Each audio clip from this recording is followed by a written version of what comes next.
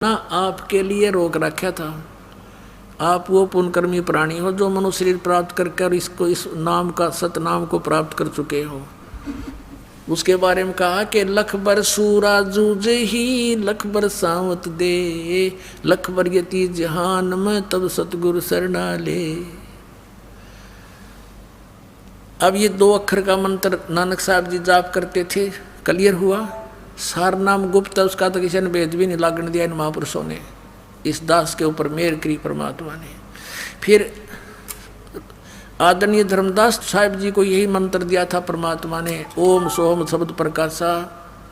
और आदरणीय घीसा दास साहिब जी ने अपनी वाणी में कहा है, ओम सोहम जप ले भाई राम नाम की यही कमाई। ये नाम है, असली मंत्र यू है राम का नाम।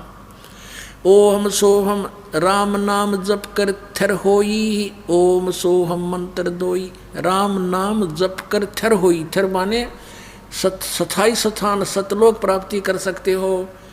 और ये ओम सोहम मंत्र दो, ये है 2 अक्षर के मंत्र। गरीबदास आदरणीय गरीबदास साहिब जी कह रहे हैं जिनको भगवान मिले थे, ये मंत्र दिया था स्पेशल। सोहम शब्द हम जग में लाए सार है, और सार शब्द हमने गुप्त छिपाए। नामा छिपा ओम तारी, पीछे सोहम वेद विचारी। सार शब्द पाया जद लोई, आवागमन बहुर ना होई।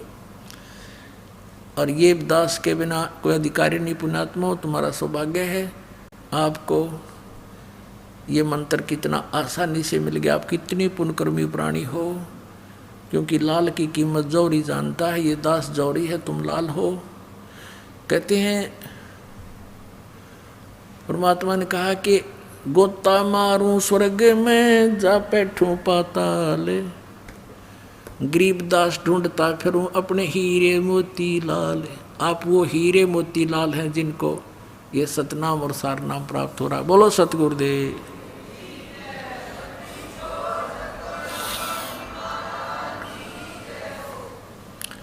परम पिता परमात्मा पूर्ण ब्रह्म पूर्ण परमात्मा जो असंख्य ब्रह्मांड के स्वामी हैं, कुल के रचनहार हैं, हम सभी आत्माओं के वो पिता हैं, वो सत्य पुरुष हैं। वो कहाँ रहते हैं? सचखंड में रहते हैं, सतलोक में रहते हैं। वो अमर स्थान है, अविनाशी स्थान है, वो अविनाशी ही भगवान है।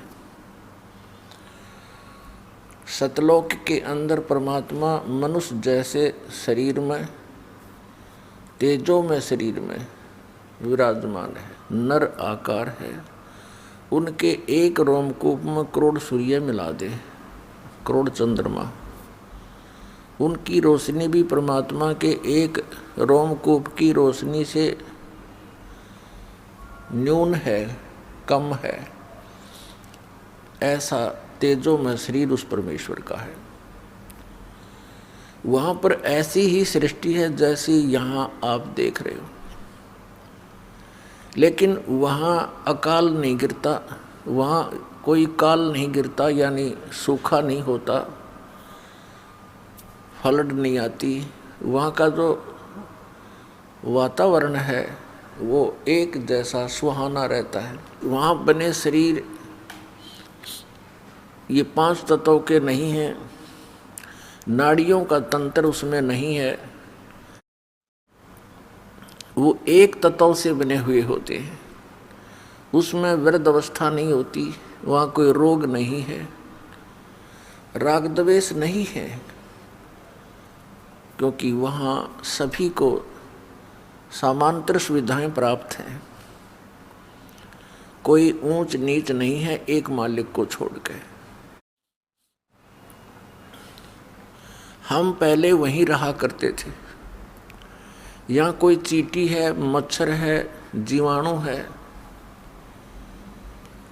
उन सब के वहाँ पर अलग अलग बहुत बड़े महल बने हुए हैं, और आज वो खाली पड़े हैं। हम अपनी मूर्खता से, अज्ञानता से, गलती से उस सुख को त्याग कर इस काल भगवान के साथ यहाँ आ गए। इसने यहाँ हमारा बहुत दुरुपयोग कर रखा है। ये हमारे साथ बहुत दुर्व्यवहार कर रहा है। आप देख रहे हो, किसी को कुत्ता बना दिया, किसी को गधा बना दिया, कोई सूअर बनकर मल खा रहा है। यदि मानव शरीर है तो उसको इतनी टेंशन पैदा कर रखी है कि आजीवन वो टेंशन में ही मर जाता है। और काम कितना है, 2 रोटी का रोला है। इस शरीर को जीवित रखने के लिए क्यों इतना यूं कच्चा शरीर मिल गया। इसमें दिन में 2-3 बार नहीं कुछ डाल लेंगे तो यूं काम करे नहीं। इसी को जीवित रखने के लिए खेतों में मजदूरी या कहीं और बिजनेस करना पड़ता है, और इसी को सुरक्षित रखने के लिए कपड़ों की आवश्यकता है। इसी शरीर को सुरक्षित रखने के लिए महल मकान बनाते हैं। अब ये अनिवार्य भी है कि जो इस शरीर के लिए आवश्यक है, इससे एक्स्ट्रा जो हम करते हैं वो हमारी नालायकी है। बड़ी बड़ी कोठियाँ बनाते हैं, एक में भी संतुष्टि नहीं है, 2 बनाते हैं, 3 बनाते हैं, और बनाते ही बनाते मर जाते हैं, और फिर भटकते फिरते हैं कुत्ते और गधे सूअर बनकर। ये हमें ऐसे मूर्ख बनाए हुए हैं। जो मूल कार्य इस जीवन का है उससे वंचित रखता है। यदि किसी की प्रेरणा भी बनती है कि मैं भक्ति करूं, क्योंकि आत्मा परमात्मा के बिना रह नहीं सकती। वो भिन्न बात है कि जो नास्तिक हो चुके हैं उनके अंदर वो प्रेरणा दब चुकी है, नाश नहीं हुआ है, वो दब चुकी है, क्योंकि वो ऐसे माहौल में रहते हैं, ऐसे वातावरण में रहते हैं, वहाँ के सभी लोग उसी विचारों के होते हैं, तो उनकी वो भावना और दबती ही चली जाती है। यदि वे व्यक्ति भी सत्संग के अंदर आएंगे तो उनके अंदर दबी हुई वो भावना, परमात्मा पाने की प्रेरणा फिर से अंकुरित हो जाएगी। यदि कोई साधना करने की चेष्टा कर रहा है तो ये काल भगवान उसको शास्त्र विधि त्याग कर मनमाने आचरण पर दृढ़ किए हुए हैं, और इतना दृढ़ कर दिया कि अब यदि सच्चाई बताने की चेष्टा की जाती है तो हाहाकार मच जाता है। पहले परमात्मा ने स्वयं आकर के, परमेश्वर कबीर देव जी ने, कबीर साहब, काशी वाले धाणक ने, जुलाहे ने, वो पूर्ण परमात्मा है, सारी सृष्टि का रचनहार है। उस परमेश्वर ने आकर के हमें ये ज्ञान देना चाहा था कि बच्चों, तुम काल के जाल में फंसे हुए हो, तुम्हें मूर्ख बना रखा है इस काल ने। आज तुम अपनी कोठी और बेटी, पुत्र और संपत्ति को अपना मानते हो, एक क्षण में आपकी मृत्यु हो जाती है। ये आपके हैं। परमात्मा ने कहा ये झूठा संसार आ रे, इनमें कोई नहीं तुम्हारा रे। ये बातें हमें अच्छी नहीं लगती, क्योंकि हम अज्ञान से परिपूर्ण हैं कि ये कैसे कह रहे हैं कि यहाँ हमारा कोई नहीं है। ऐसे कह रहे हैं परमात्मा कि आज तुम सब कुछ को अपना मान रहे हो, आज ही आपकी मृत्यु हो जाती है, जो होनी ही है, कभी ना कभी तो होनी ही है, तो आपका कहाँ ये। तो इस तरह की जो सच्चाई है और जिसकी हमें जानने की आवश्यकता है, ये बहुत खटकती है। फिर दूसरा ये कहा जाता है कि जो पूजाएं आप कर रहे हो ये पूजाएं ठीक नहीं, ये किसी काम की नहीं है, क्योंकि ये शास्त्रों में प्रमाणित नहीं है, सदग्रंथों में वर्णित नहीं है। उन महापुरुषों ने जिन्होंने परमात्मा पाया है, उन्होंने ये मंत्र जाप नहीं किए जो तुम कर रहे हो, उन्होंने ये साधनाएं नहीं की जो आप जी कर रहे हो, इसलिए आपकी साधना व्यर्थ है। तो इससे एकदम हलचल मच जाती है। और विशेषकर वो गुरु लोग जो उनको अज्ञानी बनाए बैठे हैं, श्रद्धालुओं को, उनको ज़्यादा चिंता लग जाती है और उनको ये चिंता बन जाती है कि कहीं ये सभी तुम्हारे शिष्य यहाँ से भाग ना जाएं। उन गुरुओं का सहयोग वो देते हैं जो उनके द्वारा बनाए गए लिटरेचर को बेचकर रोजी रोटी चला रहे हैं, या उनसे प्राप्त दान का दुरुपयोग करके मौज मस्ती मार रहे हैं। वो फिर उन भोली आत्माओं को, उस गुरु के शिष्यों को भ्रमित करते हैं। जैसे पहले भ्रमित करके कबीर परमेश्वर के पीछे लगा दिए, अपने ही बच्चे अपने ही पिता के साथ विरोधी बनकर खड़े हो गए। हम कितने भोले और अज्ञानी हैं, हम परमात्मा को ना पहचान कर उसके शत्रु बना दिए। और अब इस दास को सेवा दी भगवान ने, कबीर भगवान ने, ये सच्ची बात कहने की। और ये दास उसी दिन से, सन 1994 से जिस दिन से आदेश हुआ है उपदेश देने का, उसी दिन से आज तक 18वां वर्ष चल चुका है। ये दास ऐसे ही बोल रहा है, ये सच्चाई आपके समक्ष लाना चाह रहा है। इसी के कारण ये क्रोथा कांड कराया इन अज्ञानी दुष्ट लोगों ने, राजा और प्रजा को भ्रमित करके बेहुदी अफवाहें फैलाकर। लेकिन हमारे साथ परमात्मा है, उन्हीं का आदेश है कि उसके बच्चों तक ये दास ये तत्व ज्ञान पहुंचाए, जिसके आगे इस काल ने ये नकली गुरु बाड़ बना रखे, ये बाधक खड़े कर रखे।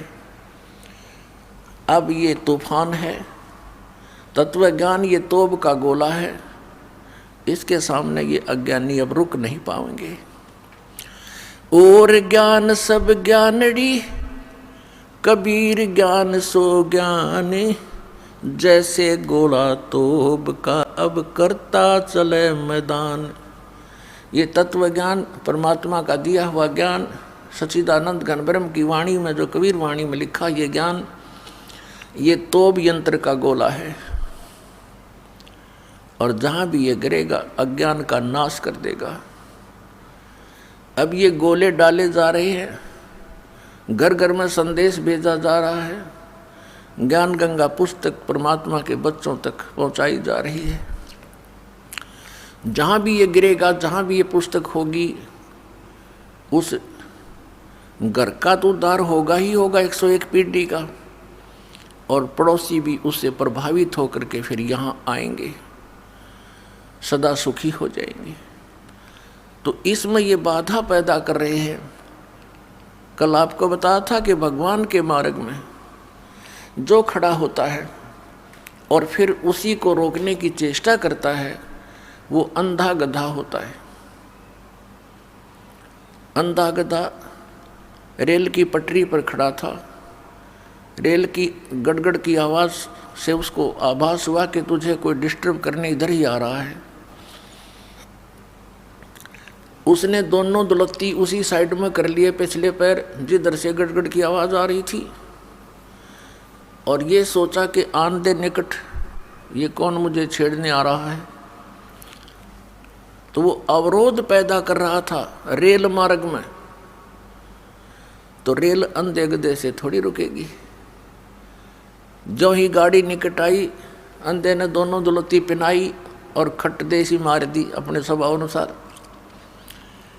अब गाड़ी ने पटक दिया, ठा गया, वो नामो निशान नहीं मिला। अंधा गधा था हिरण्यकशिपु, अंधा गधा था कंस, अंधा गधा था रावण, और अंधे गधे वो होंगे जो इस मार्ग में खड़े होकर के अवरोध पैदा करेंगे। ये देख लेना पुण्यात्मा, क्योंकि ये परमात्मा का मार्ग है।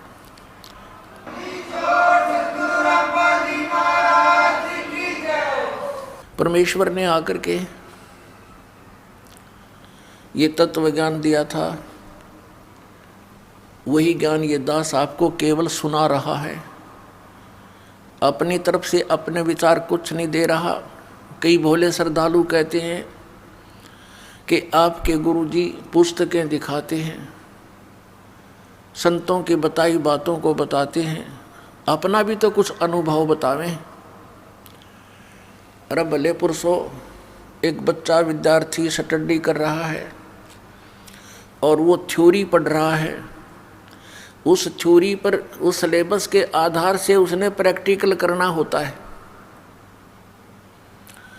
जैसे बच्चे लैब के अंदर प्रैक्टिकल करते हैं, वो पहले उसका विवरण पढ़ते हैं कि किस एंगल पर कौन सी ट्यूब मोड़नी है, उसको कैसे मोड़ा जाता है।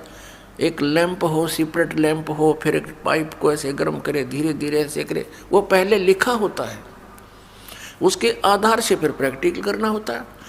यदि उस बच्चे ने वो पहले ये बता दिया कि ऐसे ऐसे लिखा है, और फिर वो अनुभव बताएगा तो वही बताएगा जो लिखा हुआ है। उससे भिन्न यदि वो अनुभव बताता, वो रॉन्ग है, वो गलत है। जिन महापुरुषों ने परमात्मा पाया,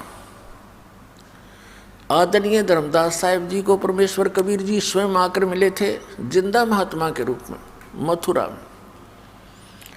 आदरणीय मुलुकदास साहिब जी को मिले थे उसके गांव में, ऐसे ही एक जिंदा महात्मा के रूप में सत्संग कर रहे थे। आदरणीय दादू साहिब जी को मिले जिंदा बाबा के रूप में। आदरणीय नानक साहिब जी को मिले जिंदा बाबा के रूप में बेई नदी पर। आदरणीय गरीबदास साहिब जी को मिले गांव छुडानी, जिला झज्जर, हरियाणा के अंदर खेतों में, जब वो गायें चरा रहे थे, गौवें चरा रहे थे, 10 वर्ष के बालक थे। आदरणीय घीसा साहिब जी को मिले गांव खेकड़ा, जिला मेरठ, उत्तर प्रदेश में। और इस रामपाल दास को मिले हरियाणा में।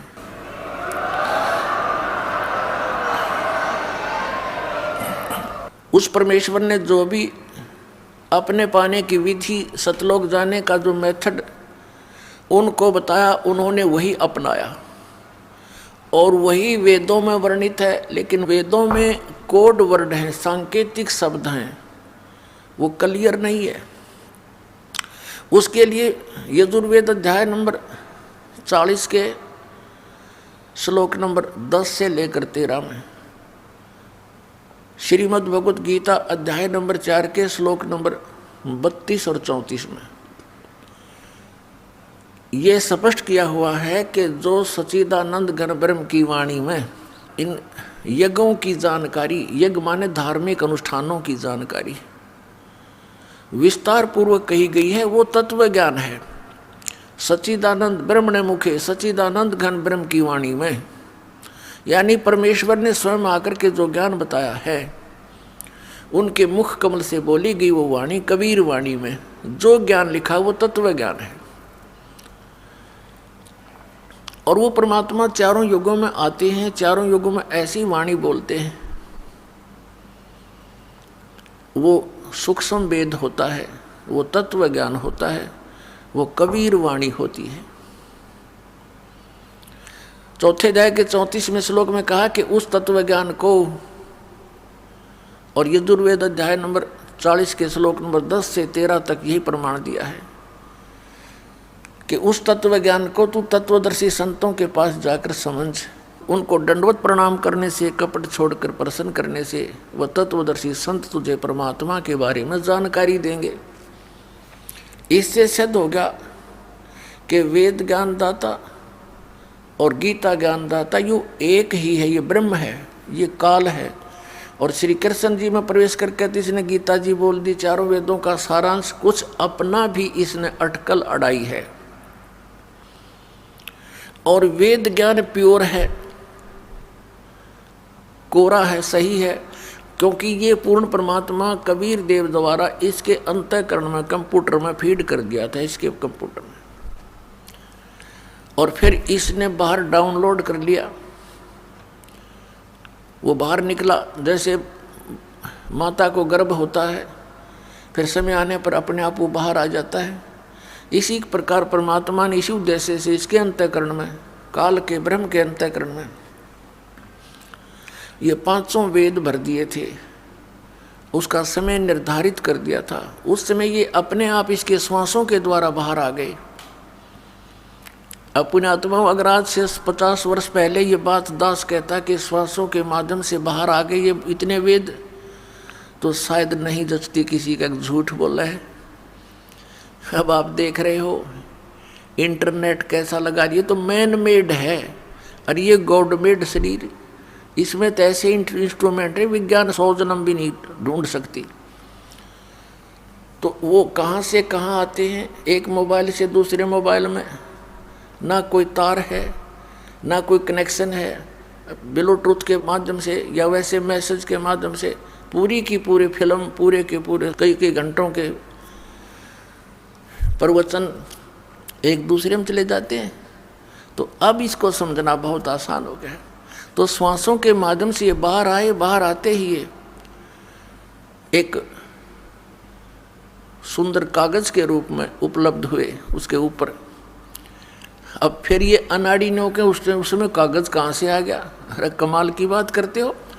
एक तरफ वो कहते हैं कि भगवान ने आदमी बना दिए और युवा बना दिए। जब परमात्मा आदमी बना सके है तो कागज और ये बनाते उसने कौन सी देर लगेगी? जो सारे ब्रह्मांड रच सकता है, और वो कागज तुम बना नहीं सकते जो मालिक भेज दे। तो ऐसा ही हुआ था। इस ब्रह्म ने उनको पढ़ा था और उसने देखा कि ये 5वां जो वेद है, सूक्ष्म वेद, इसके अंदर तो पूरा ही ज्ञान दिया हुआ है, और इसको इन प्राणियों को जो मेरे अंतर्गत फंसे हैं इनको ये ज्ञान हो गया तो ये भाग जाएंगे यहाँ से। उसको उसने खत्म कर दिया और 4 वेद दे दिए जिसमें सांकेतिक शब्द हैं अधिक। तो जिस कारण से उस परमेश्वर ने उस नष्ट किए हुए ज्ञान को स्वयं देने के लिए आना पड़ता है, उसी उद्देश्य से वो परमात्मा यहाँ आए। तो कहने का भाव ये कि इन वेदों में और गीता में जो कुछ भी लिखा है, वेदों में लिखा है वो बिल्कुल सही है। गीता जी में जो लिखा है इसने कुछ अपनी अटकल भी अड़ा दी, क्योंकि ये इसने वेदों का ज्ञान प्लस में युद्ध करवाने के लिए जो अटकलबाजी की वो भी अंदर घुसोड़ रखी है। कैसी कर रखी है इसने कि एक तरफ तो कहता है कि अर्जुन तू लाभ हानि छोड़ के, दूसरे अध्याय के 37 और 38 श्लोक में श्रीमद् भगवत गीता, लाभ हानि को भूलकर, लाभ हानि की चिंता छोड़कर युद्ध कर ले। और अगले ही श्लोक में लाभ हानि खुद याद दिला रहा है कि यदि तू मारा गया युद्ध में तो स्वर्ग में जाएगा, और यदि युद्ध जीत गया तो पृथ्वी का राज भोगेगा, तेरे दोनों हाथों में लड्डू। तो इस तरह की जो अटकलबाजी ये काल की अपने सतर की है। और श्रीमद् भगवत गीता अध्याय नंबर 3 के श्लोक नंबर 6-7 में ये स्पष्ट करता है कि यदि तू एक स्थान पर बैठा रहा, हठ योग करेगा, तो अर्जुन तेरा निर्वाह कैसे होगा? इसलिए काम भी कर, तू कर्म सन्यासी बन। ये तो है वेद ज्ञान। ये वेद ज्ञान कैसे है, क्यों है, कैसे जाना? कि यजुर्वेद अध्याय नंबर 40 के श्लोक नंबर 15 में लिखा है कि ओम कर्तु समर किन्वे समर कर्तुम समर। ब्रह्म का जाप है ओम। इस ओम का जाप काम करते करते सिमरण कर, विशेष कसक के साथ सिमरण कर, और मनुष्य जीवन का परम कर्तव्य जानकर सिमरण कर। तो ये सिद्ध हो गया कि काम करते करते सिमरन करना। फिर इसने आगे लिखा है 6 अध्याय के 9 और 10 श्लोक में कि एक स्थान पर बैठ के मृगछाला बिछा के एकांत स्थान पर, वो आसन ना घना ऊंचा हो ना नीचा हो, अपनी नाक के अगले भाग पर देखे, इस प्रकार ध्यान लगावे। ये इसकी अपनी बकवाद है, अटकलबाजी है। तो जो वेदों से मेल खाता है, गीता का ज्ञान, वो ओके है, सही है। बाकी जो अटकलबाजी है वो स्पष्ट दिखाई दे जाती हैं। उसके लिए इसने स्वयं कहा वो मेरा मत है। जहाँ ये कहता है ये मेरा मत है तो इसका अपना विचार है, शेष वेद ज्ञान है। तो वेदों से ही ये संक्षिप्त है। तो वेदों और गीता में उस परमेश्वर के पाने की विधि क्लियर नहीं है। इसलिए परमात्मा कबीर जी, कबीर परमेश्वर, सारी सृष्टि के रचनहार, हमारे पिता, हम दुखियों को वो ज्ञान देने आते हैं और बताने आते हैं कि बच्चों तुम मेरी संतान हो, और इस विधि से तुम यहाँ भी सुखी रहोगे जब तक तुम जीवित रहोगे। यहाँ आपको आवश्यक वस्तुएं उपलब्ध होंगी, लेकिन इतना भी ज्ञान उन्होंने दिया कि आवश्यकता से अधिक यदि तू डिमांड करता है फिर तू भक्त नहीं, फिर भक्ति नहीं चाहता, तू तो केवल माया ही कलेक्ट करना चाहता है। और माया को परमात्मा आपकी शत्रु बताता है। आप जी यहाँ पर अंडर ट्रीटमेंट है, और किसी को हाई ब्लड प्रेशर हो और वो व्यक्ति नमक और घी की डिमांड करे तो डॉक्टर अलाउड नहीं करेगा। मरना हो तो खा ले भाई, लेकिन डॉक्टर नहीं कहेगा। हाँ, डॉक्टर इतना कहता है कि कुछ कम ले, जिसकी स्थिति ठीक हो जाती है कि थोड़ा ले। तो आपको आवश्यक वस्तुएं तो उपलब्ध कराएंगे परमात्मा, अनावश्यक आप डिमांड करोगे तो नहीं दी जाएगी। और आप केवल वही चाहते रहोगे तो फिर आपकी या भक्ति नहीं चल पाएगी। आपको इस तत्व ज्ञान के अभाव से, क्योंकि ये डिमांड वही कर सकता जो तत्व ज्ञान से परिचित ना होता, इस पर दृढ़ता नहीं आती, तो फिर आप मांगते ही रहोगे, वो वस्तुएं मांगते रहोगे, भगवान आपको देगा नहीं, आप यहाँ से भाग जाओगे। फिर आपके साथ क्या बनेगी? और बुरी बनेगी। क्या बनेगी? कि जिस व्यक्ति ने यहाँ रह करके 1 वर्ष, 2 वर्ष, महीने, 2 महीने, 6 महीने सतनाम प्राप्त कर लिया या नहीं किया, प्रथम मंत्र को भी छोड़ जाते हैं, तो इनसे आपकी बहुत भक्ति कमाई संग्रहित हो जाती है, संचित हो जाती है। वो भक्ति तो परमात्मा अपने विधान से आप जुड़वा रहा था कि इस भक्ति की शक्ति से ही तुम सतलोक जा सकोगे, और आप मांगते रहते हो अननेसेसरी थिंग, अनावश्यक वस्तुएं, तो वो आपको नहीं देगा। तो जिस कारण से आप डिमांड पर डिमांड रखते हो, फिर वो परमात्मा जानबूझ करके ये इसकी दुश्मन बन जाएगी आगे चलकर, वो नहीं देता है। तो आप तत्व ज्ञान के अभाव से, परमात्मा के इस ज्ञान पर अविश्वास होने के कारण छोड़ जाते हो। फिर आपके लिए के बूंदी बनेगी, आप काल के फंस जाओगे। अब काल के पास तो कोई है नहीं, वो तो आपकी की हुई क्रिया आपको ही देता है।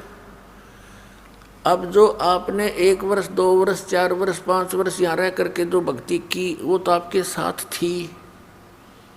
परमात्मा तो उसको चाहता था ये बर्बाद ना करे। और जिस धनी का बेटा 1-2 लाख रुपये ले रहा हो, पिताजी तो उसको गाइड करता, बेटा तू बर्बाद ना कर, अच्छी तरह लगा, सुरक्षित रख, डिपॉजिट करा दे कि तेरे आगे दुगने बन जाएंगे।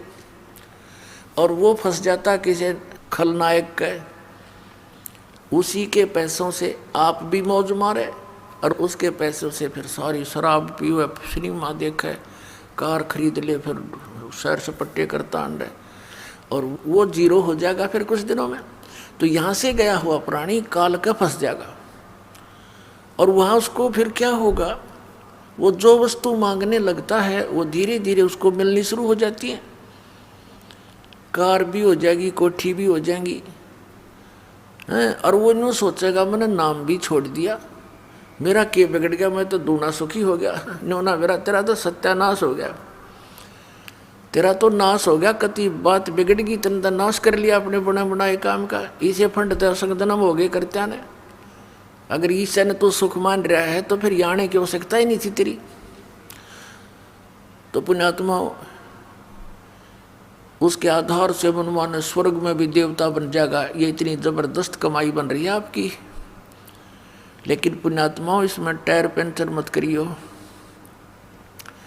ये हवा ही आपके अंदर भरी जा रही है, यही आपकी गाड़ी को लेकर सतलोक जाएगी, और आपने यही इसमें से दूसरों का हवा भरनी शुरू कर दिया, आशीर्वाद देने शुरू कर दिए, तो आप भी यहीं रह जाओगे। आपको चाहिए सभी बच्चों को, माता पिता, पुत्र पुत्री, रिश्तेदारों को भी कभी आओ तो आप भी हवा भरवा लो। सतलोक आश्रम बरवाड़ा में भरी जाती है, अपने टायर में तो क्यों दूसरे का डाला, दोनों कंडम। तो इस प्रकार पुण्यात्माओं कुछ सावधानी से काम लो। जैसे माता गर्भ को रखे यत्न बनाए, ठेस लगे ते छन्न होवे, तेरी ऐसी भक्ति नसावे। जैसे किसी बहन को गर्भ रहा हो और वो उसको कितना सुरक्षित रखने की चेष्टा करती है, रात्रि के समय करवट लेते समय भी वो चिंतित हो जाती है कि कहीं मेरे बच्चे को कोई दबाव ना लग जाए, ये खराब ना हो जाए। ऊंचे नीचे में पैर रखते समय भी ध्यान से रखती है, कहीं ठेस लग के बच्चा ना गिर जाए। तो पुण्यात्माओं आपको जिस दिन उपदेश मिल गया, आपके अंदर भक्ति बीज गिर गया। अब इस भक्ति बीज को ऐसे सुरक्षित रखना है आपने, इस भक्ति रूपी लाल को। जैसे माता गर्भ को रखे यत्न बनाए, और ठेस लगे तो यानी झटका लग गया तो छन्न होए, क्षीण हो जाएगा, नष्ट हो जाएगा, ऐसे भक्ति जावे। तो इस प्रकार आपने इस भक्ति को बड़ी सावधानी से बना के रखना है। सौभाग्य आपका कि आपको ये वस्तु मिल गई। उस उलझे हुए अज्ञान से ये तत्व ज्ञान बना के, नौमन सूद सुलझा के आज आपके समक्ष रख दिया। अब सुलझे हुए सूत को तो फिर मिनट लगे, कपड़ा बनाते समय मिनटों में तैयार हो जाएगा। ये सुलझा सुलझा सूत आपको दे दिया है, इसकी कदर करो, इसको ठुकराओ मत। अब जैसे ये पुस्तक भक्त वितरित कर रहे हैं गांव गांव नगर नगर में जाके, कुछ भोली आत्मा इनको पाठ देते हैं, किस लिए कि रामपाल के सत्संग है इसमें। और ये तो निंदा करता सब संतों की। बताए भगवान कद टूटेगी इनकी या चौंध, कद समझेंगे ये भगवान को। इन अज्ञानियों ने इतना नाश कर रखा भक्ति का, ऐसे अंधे बना दिए जीवों को। तो इसकी कदर करो पुण्यात्माओं। अब क्या कहते हैं, गुरुआ गाम बिगाड़े संतो, गुरुआ गाम बिगाड़े,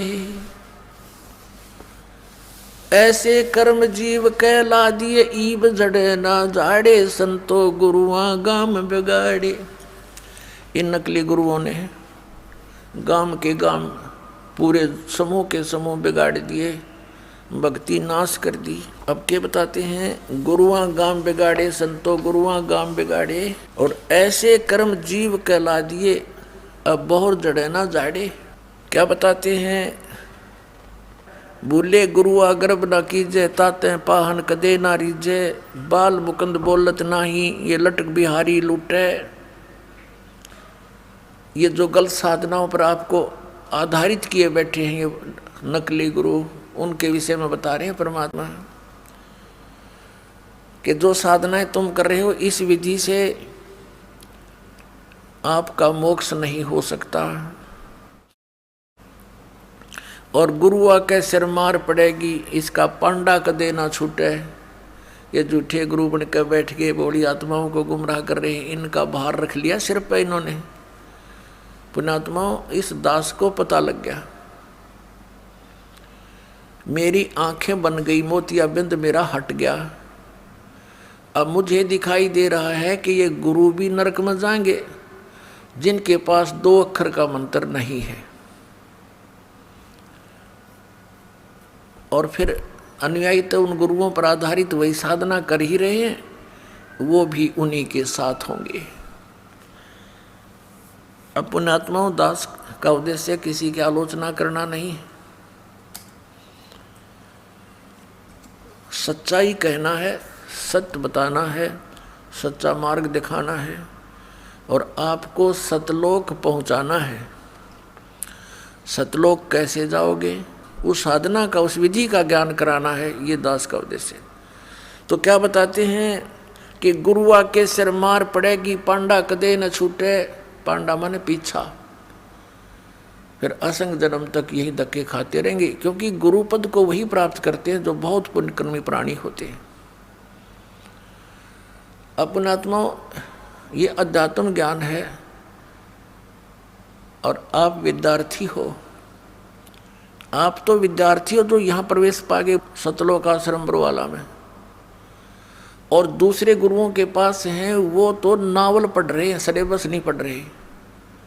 उनको नावल दंत कथा पढ़ाई जा रही है। वो नावल क्या है उनके, बकवाद। न थोड़ी सी झलक दिखा दूं, इनको नावल कहते हैं। ये राधा स्वामी वाले क्या कहते हैं कि हमारे गुरुजी तो वेदों और गीता से भी आगे का ज्ञान सुनाते, हमने वेद और गीता पुराणों की कोई आवश्यकता नहीं। वो तो दुर्ता आ रहे थे, दुर्ते कितने बोला राधा स्वामी लोक से आ रहे थे। राधा स्वामी लोक बोला सतलोक, अनामी लोक तो भी ऊपर साडा राधा स्वामी लोक। इन्हें बैठा दिया। अब इनका ज्ञान दिखा दूं थोड़ा सा इन गुरुओं का। ये क्या बकवाद गढ़ा करते, ये आउट ऑफ सिलेबस नावल पढ़ाया करते, और वो नावल भी ऐसे जिनका कहीं सिर पैर नहीं।